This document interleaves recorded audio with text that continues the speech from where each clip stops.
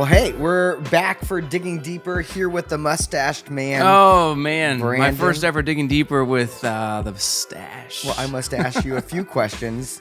I must ask you answer your questions. Yes, you must. Well, awesome. Well, you started a brand new series yesterday called Cryptocurrency, talking about a topic that can create Everyone loves. Yeah. Everyone loves. Can create some mixed emotions, some apprehension.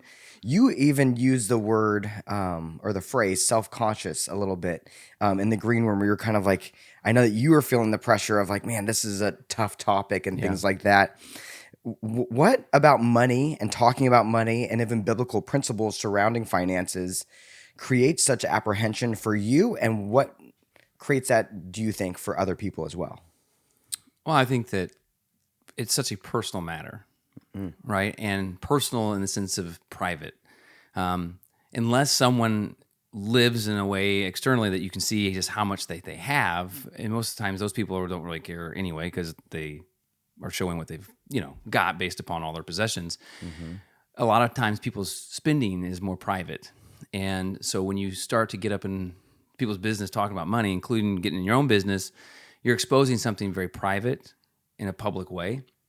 And I just know that people don't appreciate that, which makes you feel like, man, I like approval. I like people to like me, and I don't want them to think that I'm trying to judge them or shame them for how they go about handling their money, or being that I'm a pastor and there's a church, that I have some type of agenda with this. That like if they start handling their money better, which they interpret as they start giving more to the church, then somehow I, as the pastor of the church, get a kickback, or the church gets a kickback. And so that there's ulterior motives to actually this series, versus I generally see that Jesus talked about this a lot. Yeah. This matters to your spiritual growth, so we need to talk about it.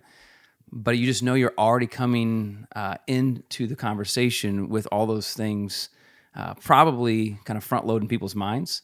And so it makes you I had a lot of trepidation, like stepping into it yesterday. I can hear that. Yeah. Well, and it's something that when you ask people to evaluate your finances, it can feel incriminating to an extent. I mean, even on the internal, it can start to feel like you're being incriminated by yourself as you start to look at your spending habits, and especially with those 3 tests that you gave us and things like that, where you talked about failing one of those tests. You kind of talked about how you confessed. You said, I failed the worry test. Why do you gotta go straight to my failures, man? You know what? I just want to put the pressure on you. I mean, you got a mustache, I feel like emboldened by this. I mean, the no face more. Layer. I must ask you, no more mustache comments. But I'll shave them for later. But so dorky. Anyway, but you confessed to failing the worry test. What did this look like for you, the failure, personally within your own family's finances, but also leading a church that has a church budget, the worry that you experienced with that? What did that look like for you?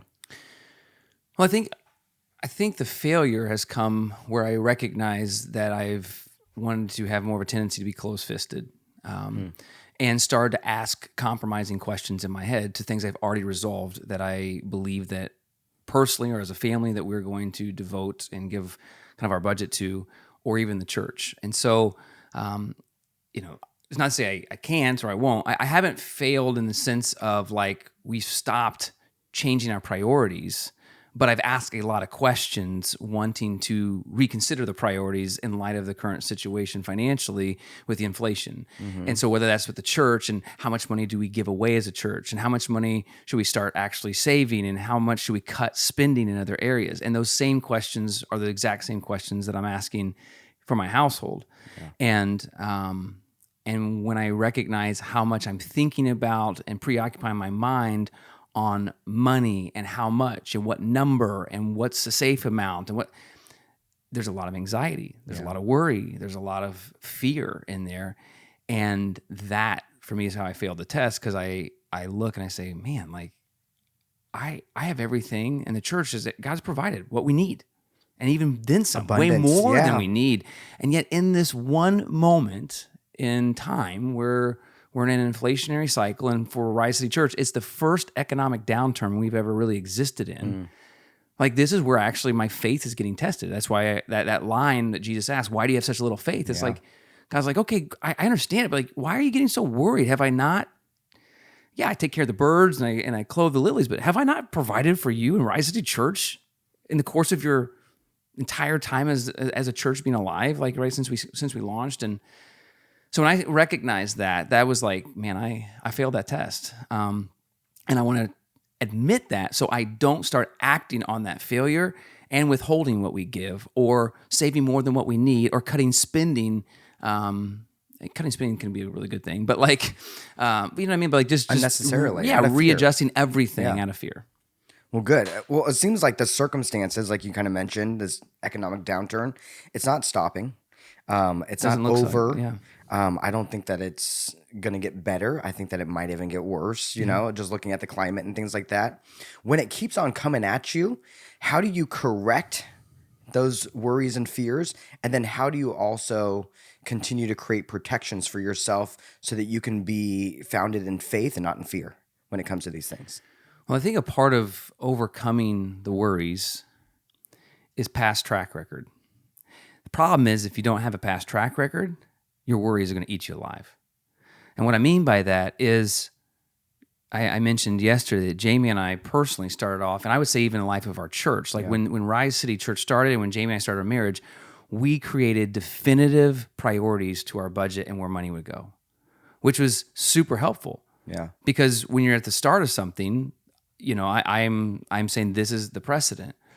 And so I've lived in that precedent for 16 years in marriage and 9 years for Rise City Church. So I can look back and see, as we've prioritized things in that manner, look how God has provided. Look how God has come through. Look how God has been good to his word.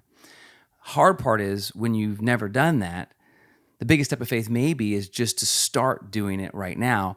And if you're already underwater and you got a lot of debt, or, you know, things are, you know, constantly skyrocketing in terms of prices, you know, I think that is the aspect of like, you still got to do the hard work of saying, I'm okay, Lord, but it's going to be way more difficult perhaps just because you haven't got the track record to see God's faithfulness, and you're finally starting to say, okay, God, I want to see your faithfulness, but this is a really hard time to start. But I go back through things that I've journaled. I go back through different times where I made different amounts of money. I look back at Rise City Church, where we've had different levels of budgetary income. Yeah. And in all of those seasons, what we needed, which is what Jesus talks about, to give you everything you need, not necessarily what you want, but everything you needed, he was faithful. So I have to remind myself that, and he'll get me through this next season as well. I think you're bringing up something that probably shows up as a thought or even excuse, but maybe even an explanation for a lot of people. How do you prioritize things like giving and saving when you don't have money?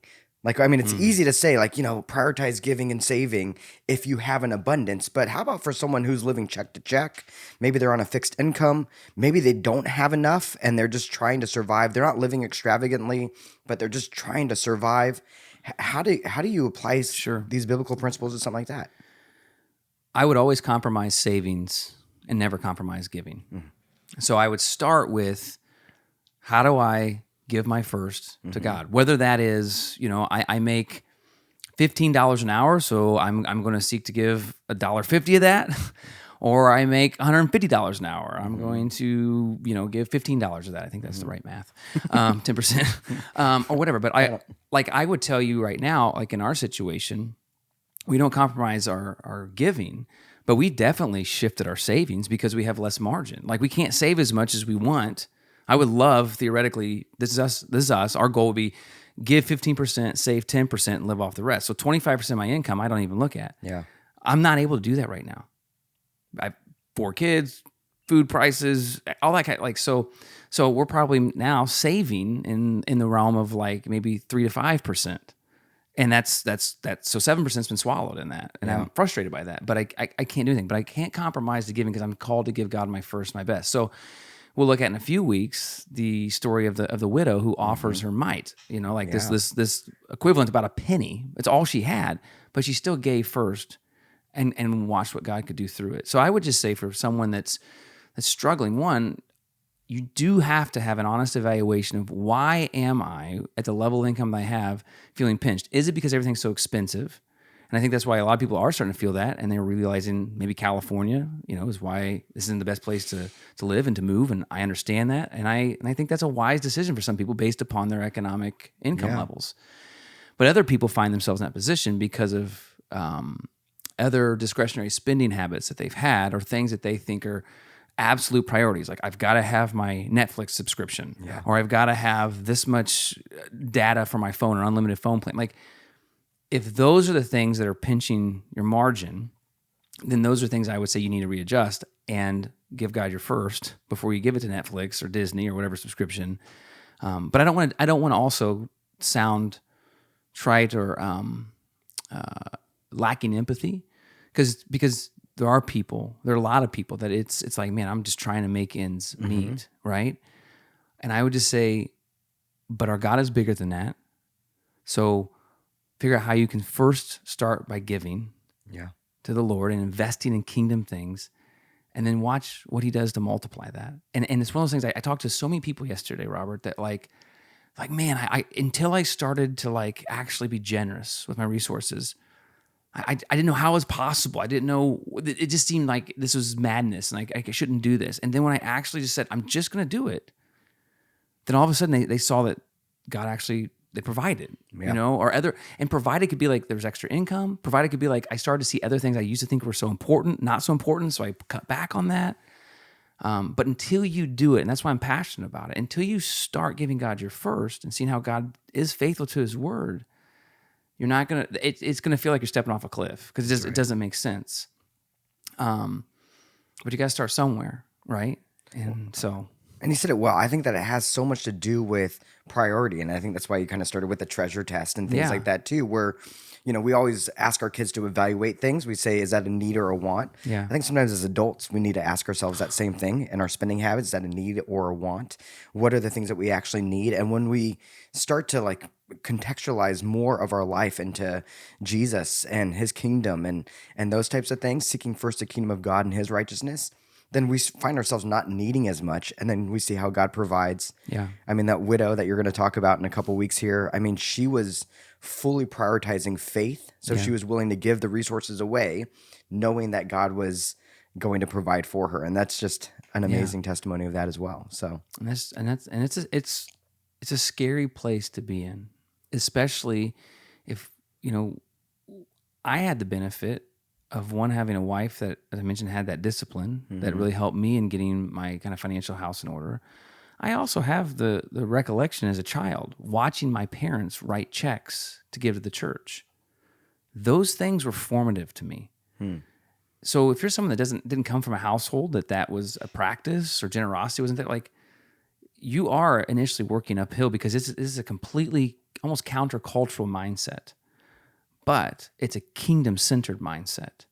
And if we truly are wanting to say, Jesus, I want to trust you and follow you, be an obedient disciple of you, and see the blessing that you have fully for my life, and trust that even if it doesn't make sense, I'm going to say yes and see what happens on the back end. This is that area that I think many people just never experience the fullness of God in, because they just don't want to take that next step. And it's like that whole... was it the old Indiana Jones, right? He takes the step, and all of a sudden the bridge appears, and he takes the next step, and it's like, he didn't see it. Yeah, the step of faith, but it really is that with giving. Good. You kind of mentioned something that I want to kind of continue talking about, because you talked about how you saw your parents writing checks to give.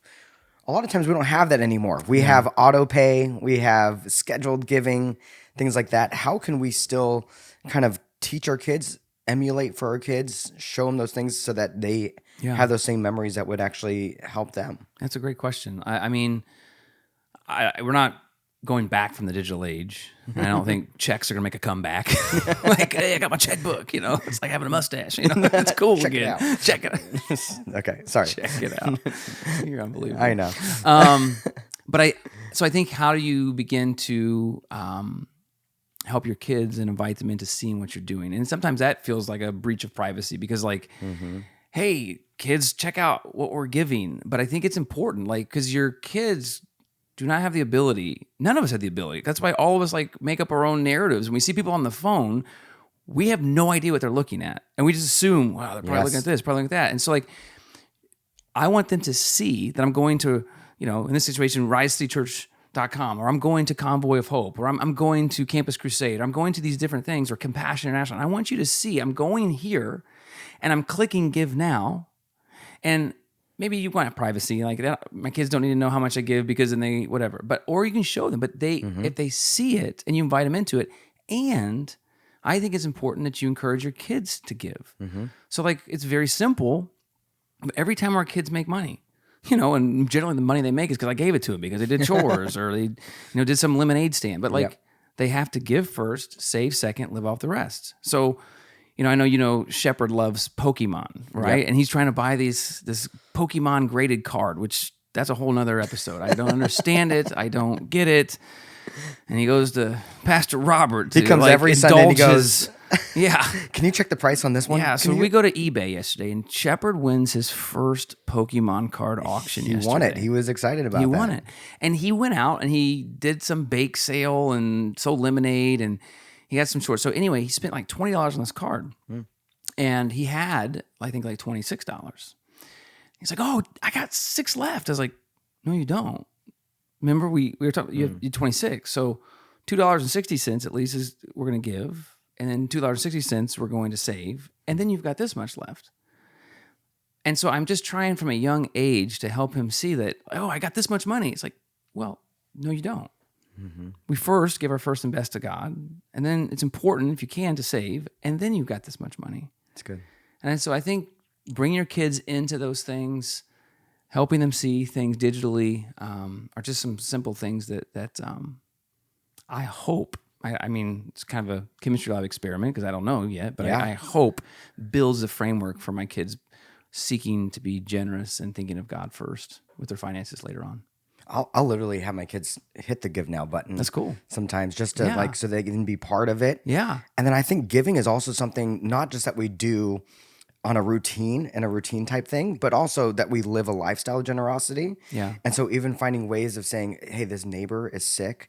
Yeah. Let's go to the store together and buy some soup at Boudin's or whatever. Yeah. And let's go drop it off. Let's go get some flowers. I want you to pick them out. This is the price for them. So, you want to pitch in. We also do Compassion Kids. That's awesome. So things like that. So they have a kid that they sponsor, a couple of them. And yesterday, just for those listening and watching and maybe heard the message, I didn't even really talk about giving. No. We're talking about that now. Yeah, we're talking about that now. I'm just saying, like, first off, it's true. In terms of your money management, let's talk about priorities first. Now, we're going to get to the giving piece, but but I think even this week we're going to look at coming up, like giving definitely has a financial money base. But like you're saying, there's a ton of ways to be generous with your life, and even with your financial piece, it doesn't always mean all of it goes to the church. So we're going to get there, but I just want people that are listening, like, they think, they just talked about giving. Yeah, no, we didn't. Yes, great call. Well, speaking of which, you did talk about some things that I think some people could say, well, that seems like a contradiction, because you read a story about a guy who was building more storehouses so he could save more, and then you also talked about the priority of saving. So how do you know the balance between what's wise in saving and things like that and what's greedy? Yeah, that's a great question. And I didn't get into this yesterday. I would have loved to play off of the word enough. Jesus uses that word in the Matthew 6. They have enough for the need. And if you go to Proverbs, I think it's chapter 30, there's a proverb that talks about give me not enough and have poverty, because then I might curse you, but do not give me more than I even know I'm so rich, then I won't rely on you, but give me just enough. And so I think that is the question, is like everyone has to answer this question. And it's not the same answer for everyone, but what is your enough, right? Like, so this guy in Luke 12 that built bigger barns, obviously his barns were already full. You know what I mean? He's already doing well, but he didn't have enough space. So then he tear them down, build bigger ones. And evidently for this guy, he didn't need to do that. He already had enough, and then he decided to surpass his enough and not think about when you hit your enough and you get extra past your enough, are you actually considering others not having enough? And so I think that's a question that's personal, or maybe with your family, that you need to ask, like, what is our enough? Like, what is our level at our savings that we feel like this is what we want to be at, emergency fund or whatever you want to call it, and we're going to have that. But then, if we can pad that, awesome. But if not, too, like anything past that, we're going to keep giving in that. And like, for this is kind of we like Financial Peace and Dave Ramsey and stuff like that. Like Jamie and I aim, and even the church, we aimed at about 3 to 4 months of reserves. And upon that, like if I get that, like what do I need that for? I mean, I can think of things I can want, but like there's probably other people around me that have needs. And so I think that trying to ask those types of questions and considering that is helpful, because then you're not just assuming that everything that comes in extra was just for your own perks and benefits. But maybe God was entrusting you as a steward of that in order to help others in their time of need because they don't have enough. Yeah.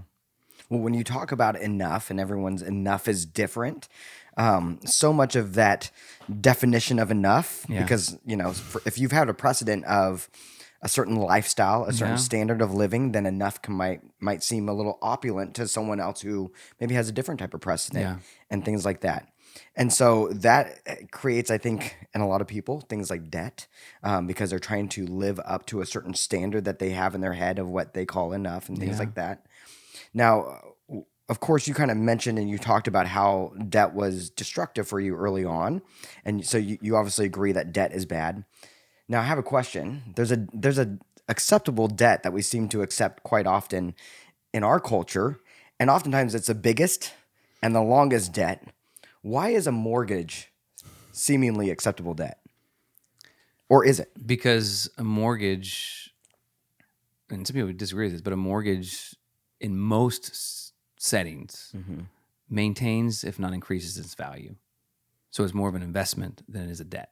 I'm not losing money on this as much as I'm retaining value, and based upon economic trends of historical past, this thing's actually going to continue to gain value because land is the most popular commodity, and just the land itself is generally going to increase in value. And so because of that, I'm not losing money on this. Now, are there economic downturns? Are there things that happen? I mean, there can be those, but I think that's one of the rationalizations, at least, is saying that. And if I'm going to live here, like I can only do so much in Southern California to like try to get my mortgage or my rent payment low. Yeah. And my lowest in this area is absorbently high compared to a lot of the other parts of the country. So I think if you can't meet that, then it's wise to go somewhere else and maybe not pay as much. Yeah. But it is what it is to live here. Yeah. And I think that's why it's acceptable. And I would even say, like, I look at my home as an investment because I've currently, it could have a downturn, but I've continued to make money on it. Mm-hmm. And I can use that money to pay off the mortgage. I can use it to be generous. I can do other things with it, whatever. But I think that's my answer. Yeah. So I'm going to ask that question because I think that sometimes we can approach something like this and people can misunderstand and start to say, well, there's these black and white standards, I guess, that we have to live by. But the truth is that there's certain areas where it's kind of like, man, we're just trying to do our best, and we're trying to honor God with everything that we have. And so we understand, okay, let's not accumulate debt here, but let's figure out what is the most wise thing. And we're trying to balance out wisdom and greed. You cannot, that's why God is judge. Mm-hmm. Right? And God works in the heart, and he sees the heart to what your heart's motives were with what resources he entrusted you with. Yes. So I can't like project on other people like how they're spending their money. I can definitely, if someone's not generous and your budget is upside down, those are moments I'm like, Malachi would say you're robbing God. And that's a whole other thing. But like, someone that makes $2 million a year, they're definitely going to have obviously probably a larger lifestyle than me, and that's okay because I'm thankful they make $2 million, especially if they decide to leverage what they purchase or what they give for the benefit of other people. There's nothing. I don't think there's anything wrong with it, and God looks at the heart. Part of my self-consciousness, like I have a really nice house, and a part of my journey to having a really nice house is because, and I shared this in a message a couple years ago when we moved, like. My wife's great grandparents put money in a fund that when I married Jamie, we got $14,000 from a fund that had been sitting there for like 15 years. That helped us get our first down payment in Illinois for 10% of our home. And then we sold our home in Illinois and we made a whopping $7,000 on it, but we still made money. Then we came out here and the market was down and we were able to get into a house on a short sale. And then we made a ton of money on the Yeah. market raising, and we just took all that equity and put it in our house now. But I'm self-conscious because if you come into my house, like my house is really nice. And then my mind's like, I want to justify it. Like, but you understand? I put 50% down payment on it. And and that makes me feel good. Like, yeah, what do you say about that? But I don't have to justify that. I've been trying to, like, we're trying to manage our money well over time. And there are times that I think God opens up opportunities and blessing. And now my responsibility is, how do I leverage my home to be a place that's hospitable and welcomes right. people and loves people and is generous in that regard? Like, so I just can't, and I'm telling myself this because it's really easy to go in a church parking lot and look at the trucks in the parking lot Yeah. and quickly be like, holy cow, dude, like, that's a really nice truck, Yes. you know? But if I let my mind go there, I'm just asking for disaster because I'm just going to be cantankerous. I'm going to be judgmental. And it's like, God looks at the heart. That's right. And I'm just going to continue to encourage us to be obedient to Jesus and give for a safe second, live off the rest. Well, and I, for one, just love that you would say, I have a really nice house, and that you're not thinking, I need a nicer house. You know, I think that says a lot of just recognizing that you're blessed and then turning around and then being motivated by that to be a blessing. So Yeah, I appreciate that. But it's a point of self-consciousness for my wife and I. I get that. I mean, we ask that. I mean, and this is maybe we're weird. Like, we ask questions like when we buy clothes or a vehicle that we're going to buy, any of that kind of stuff. Is this going to cause people to stumble in their faith? Because because they're going to assume that we make this much or do this much stuff, and there's a time that can be a trap and to be over consuming and caring way too much about what other people think. But I also think there's also a healthy side that I'm asking those things because I don't want to lead other people. Like, the story that has led to us being in our home is a story that's actually about 25 to 30 years in the making, based upon faithful generations. That's good. So if I just sized up Brandon's house, and be like, look at that pastor, that's wrong. But if I also, as a pastor, don't take consideration of how is this going to impact other people and how they go about, like, so I have to wrestle with both of those as a follower of Christ, but I can't put myself in judging and think there should be this equal playing field and everybody's going to have the same stuff. And like, there's so much that goes into people's financial stories. Absolutely. So that sensitivity and that. yeah. Yeah. Good. Well, mustaches, money. We had a great conversation. We'll see you next time on Digging Deeper. Wow, we're done? I figured it's 27 minutes. You're just like, Jean is the most powerful man that we have here. I had one more question, but Let's go. You want to ask the last question? Yeah, Okay, well, then we'll ask one more you get question. The bonus round. Bonus round. I just felt it. I didn't even know it was coming. Like, Well, the bonus round is actually a very personal question. You talked about how you made a joke about a U-Haul behind a Hearst. yes. Funny. But also there's silly. no T on that. You said Hearst. English is hard. A hearse? I don't know. A U-Haul behind a hearse. So for you, because we all have different things when we start to evaluate things that we are we cling to, the things that we love, whether it's our bank account in general, our savings account, some things like that, or whether it's our toys. Yeah. What would be in your personal hearse? Oh, I'm sorry, man. not hearse, U-Haul behind your hearse. You want me I know dead? You want me dead? No. I want you alive. What would be in my U-Haul? Like, things that I really... Yeah, what are things if that you're still trying to give up to God in your own heart? What are things that you're still wrestling with that you would say you take personal inventory and say, you know what, these are things that I still value a lot? Is there anything like that where you're kind of like, these are the things? And I ask that question because maybe it'll help other people evaluate their own U-Hauls. Yeah, this is going to sound really... It's going to sound spiritual, but it's kind of a chocolate-covered turd. Like, it's going to sound good on the outside, but it's not very good on the inside. So, you never heard that one? No, that's gross, but yes. I don't have a lot of those things, but here's why. I mean, I would probably say I love where I live, and I love the environment, and the atmosphere in our home, and stuff like that. So I'd say, like, I don't care to put that in a U-Haul behind my hearse. But the reason is because I like new things. So I don't grow attachment to things I have because I'm always thinking, like, eventually, like, well, get rid of that, sell it, and buy something better and newer or whatever. Like, so I don't know what would be in my U-Haul because it would be whatever's at the time that I die, and I'd probably be like, I'm attached to, like, right now, I would say, like, we have thoroughly enjoyed living in our house, and I love my barbecue area.